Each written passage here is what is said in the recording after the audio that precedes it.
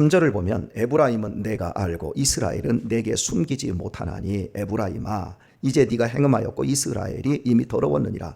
에브라임은 북이스라엘의 대표적인 족속입니다. 이스라엘의 지파가 12지파지 않습니까? 그 중에서 북쪽 이스라엘을 형성한 가장 큰 지파가 에브라임입니다.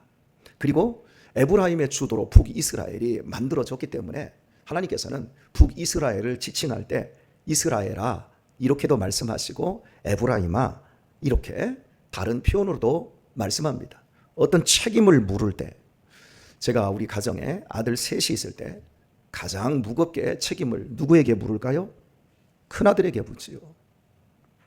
그래서 유신아 라고 제가 아들 이렇게 하다가 유신이를 지목해서 부를 때가 있습니다. 이렇듯 북이스라엘의 하나님을 떠난 구조적인 악의 문제는 에브라임으로부터 그 책임을 하나님이 묻고 있다라고 하는 것을 말씀하고 있고, 에브라임뿐만 아니라 전체 사회까지 하나님은 그 책임과 그들의 죄악이 얼마나 무겁고 관영한지를 말씀하고 있는 용법이라고 할 수 있겠습니다.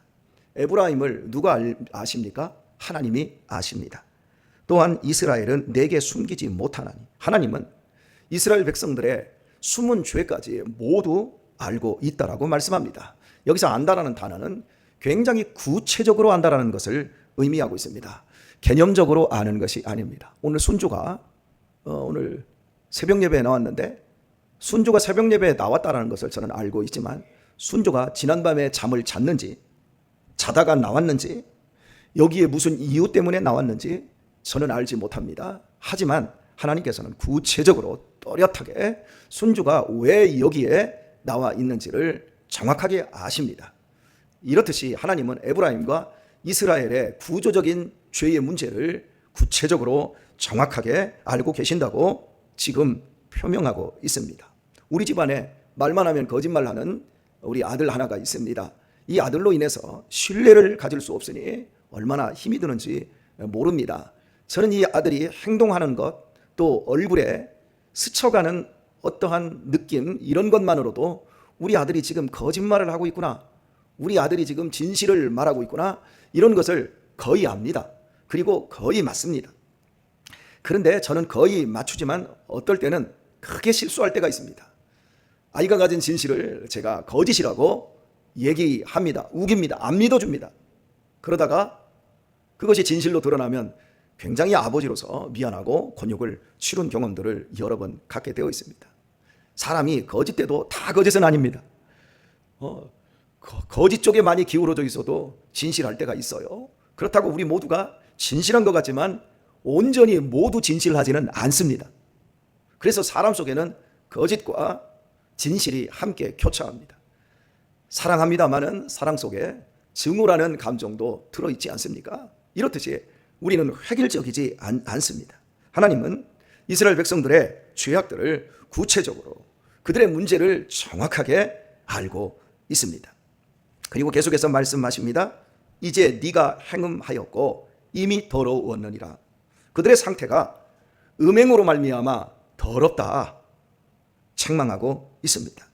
여러분, 우리가 많이 착각하는 것 중에 하나가 내 자신, 이거 심각하게 내가 이런 것은 고쳐야 되는데 나한테는 이러한 단점이 있어, 나는 이런 문제가 내게 있어, 이것을 대부분 압니다. 근데 정말 모르는 부분도 많아요. 근데 내게 이런 문제가 있어, 나는 정말 게을러, 나는 어떤 문제 앞에 서면 그걸 피하려고만 하지 그걸 넘어가지를 않아. 어떤 이런 자신의 성격적인 부분에 대한 못마땅함이 우리 안에 있지 않습니까? 그러면 그것을 우리가 다 고칩니까? 안 고쳐요. 어떤 일이 터져서 낭패를 보고 부끄럽게 되기까지 안 고치는 사람들이 대부분입니다. 그래서 사람이 안 고쳐지는 거예요.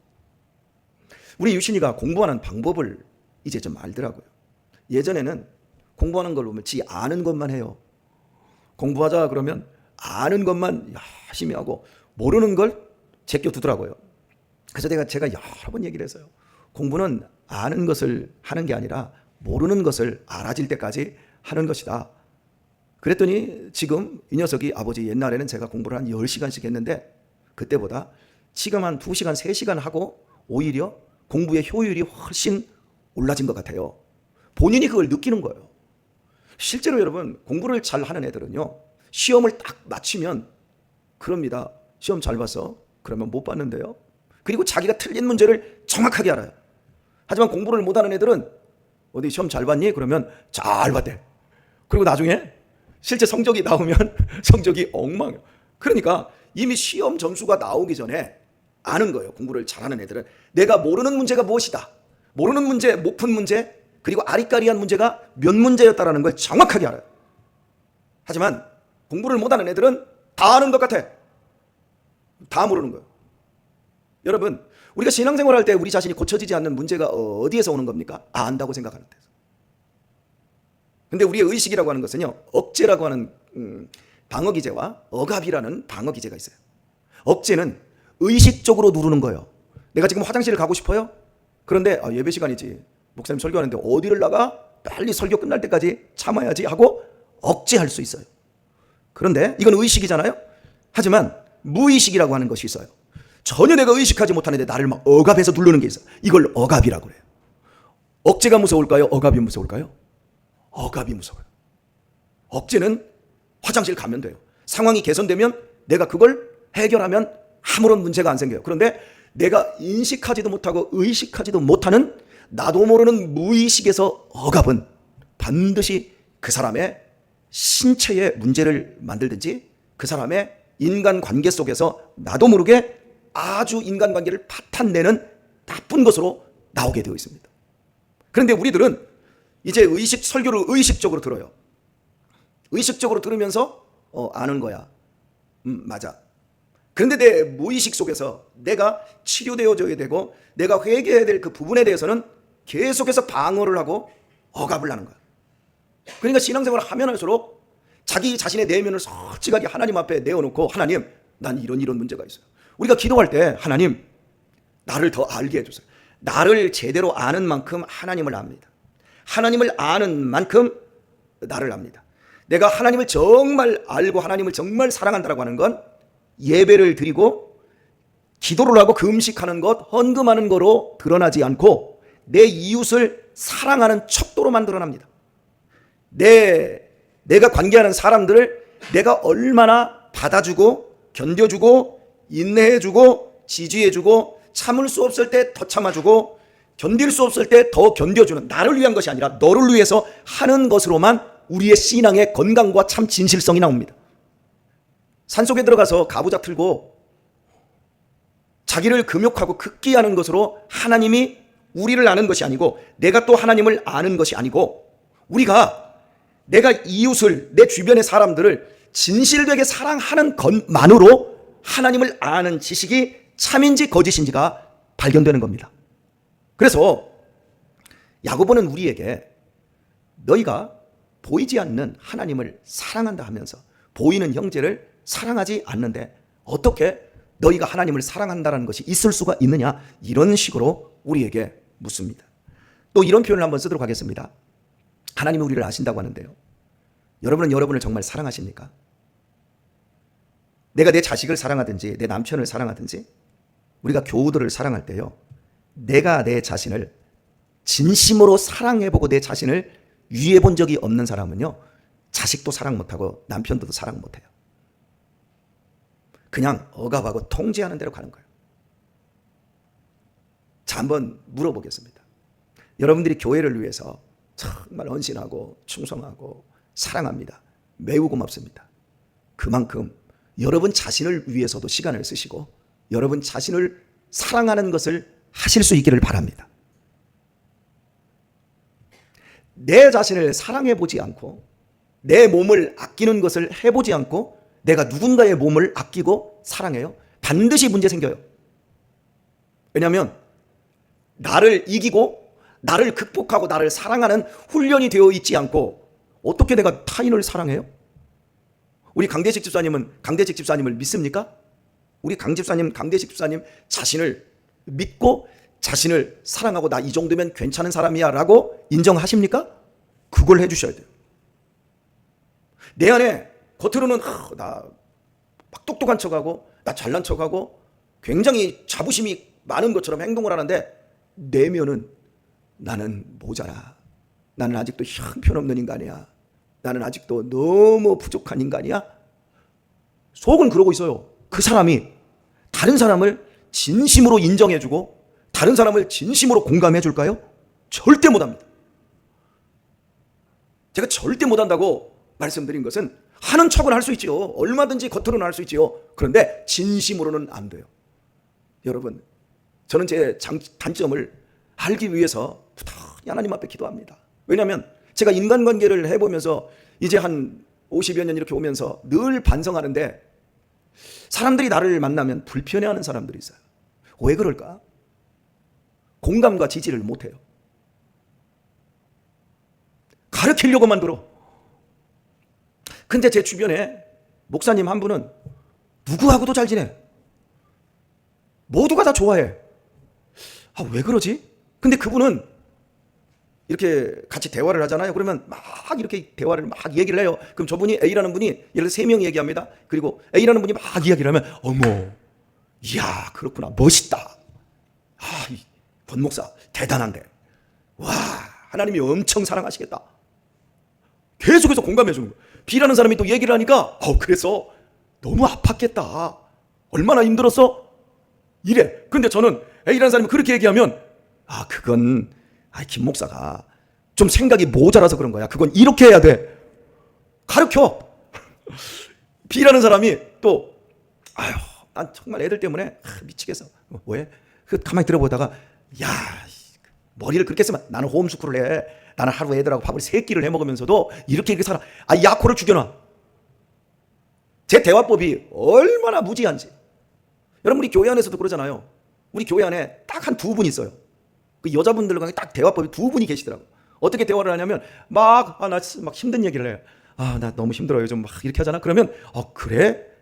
그렇구나. 이렇게 하지 않고 힘든 얘기를 하면 자기 더 힘들다고 자기 더 힘든 얘기를 해. 제가 몇 번이나 당했어. 같이 이렇게 얘기를 하다가 뭔 얘기만 꺼내면 모든 대화의 소재를 가져가서 자기 얘기로 다 바꿔내. 여러분, 그러니까 우리가 나를 안다 그러는데 우리 나 몰라요. 근데 그 얘기를 해줄 수가 없어. 그 얘기를 하면 시험 들어. 근데 어떤 분은 또 얘기를 꺼내기만 하면 부정적인 차원에서 말을 해요. 그러니까 예를 들어서 그 집 애가 이번에 좋은 대학에 갔대. 그렇게 얘기하면 참 그 부모가 그렇게 믿음 생활 잘하고 그렇게 순종하고 그러더니 참 복 받았네, 좋겠다, 이렇게 말을 해야 되는데 그까짓 게 좋은 대학 나온다고 취업이 보장되나 그렇다고 결혼이 좋은 사람도 만나라는 보장도 없고 인생은 끝까지 가봐야 돼. 초를 치는 얘기만 하죠. 그러니까 우리들이 안다 그러는데 실은 모르는 경우가 너무 많아요. 우리 죄송합니다. 오늘 지명해서 제가 오늘은 한번 이름을 불러보도록 하십시다. 우리 교회에서 누구나 좋아하는 사람, 딱 한 사람, 딱 그냥 남자 여자 대표 뽑으라고 하면 우리 천병희 집사님이 손에 꼽히더라고요. 제가 말씀하는 것처럼 모든 걸 자기 것으로 가져가서 자기 얘기로 삼아버리는 이런 스타일, 아주 부정적으로 이야기하는 사람들도 천병희 권사님은 참 사람이 너무 됐어. 근데 우리 천병희 권사님의 대화법이 뭐예요? 다 들어줘. 다 받아줘. 두루두루 지내. 밥도 드시는 거 보면 다 잘 드셔. 우리 교회에서 제일 많이 드셔. 그리고 나쁜 얘기는 이만큼도 안 해. 애들한테도 조그만 애들 왔냐 하고 막 좋아해주고 다 들어줘. 여러분, 신앙의 참된 길은요, 공감이에요. 남편들한테 조사를 했습니다. 이혼한 남편들한테 조사를 했어요. 당신 왜 이혼했냐? 물었어요. 그리고 이혼하게 된 그 아내의 그 어떤 상이 있잖아요. 그러니까 이렇게 표현하겠습니다. 어떤 여자가 싫으냐? 어떤 여자가 정말 힘든 여자냐? 라고 이렇게 이제 물었을 때 싸나운 여자, 잔소리하는 여자, 이런 부분들이 있을 거 아니에요? 그런데 여자가 남편을 향해서 말만 하면 이런 식으로 말을 하는 거예요. 무시하고 들어주지 않고. 여러분, 그게 가장 힘들다는 거예요. 좀 싸나운 여자하고는 살 수 있어요. 그런데 무시하고 들어주지 않으면 살기가 어렵다는 거죠. 이스라엘 백성들, 그들이 지금 자신들이 처해 있는 상태를 몰라요. 근데 하나님은 아세요. 그리고 이제 그들에게 말합니다. 너희가 음란하다. 지금 너희들의 그 상태는 음란으로 말미암아 더러워진 상태다. 저는 우리들이 특별히 이 새벽에 나오시는 분들은 우리 자신들에 대해서 기도할 때, 하나님, 나로 하여금 내 자신을 더 많이 볼 수 있게 해주세요. 나를 제대로 볼 수 있게 해주세요. 그래서 나로 하여금 하나님의 은혜를 풍성하게 알게 해주세요. 나를 고칠 수 있고 나를 새롭게 할 수 있는 그런 변화와 성장의 자리로 하나님, 나를 인도해 주세요. 이 기도를 우리가 해야 합니다. 왜냐하면 하나님은 나를 완벽하게 아시니까요.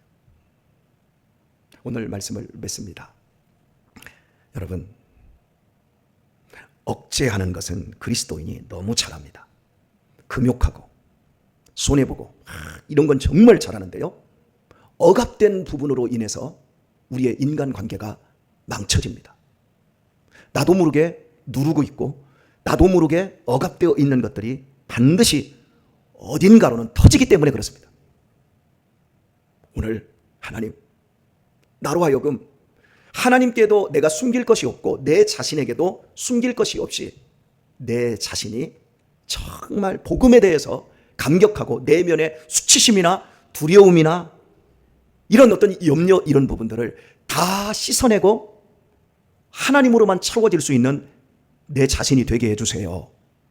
그래서 우리들이 나를 정말 더 사랑해서 내 주변에 있는 사람들을 내가 나 자신을 사랑하는 만큼 바르게 사랑하고, 억압하고 억제된 것으로 인해서 그 보상심리 때문에 누군가를 힘들게 하고 버겁게 하는 사람이 아니라 더더욱 사람들을 편하게 해주고 진실로 사랑할 수 있는 그런 사람으로 우리 자신이 더욱더 성장할 수 있게 되기를 우리 주 예수님의 이름으로 축원합니다.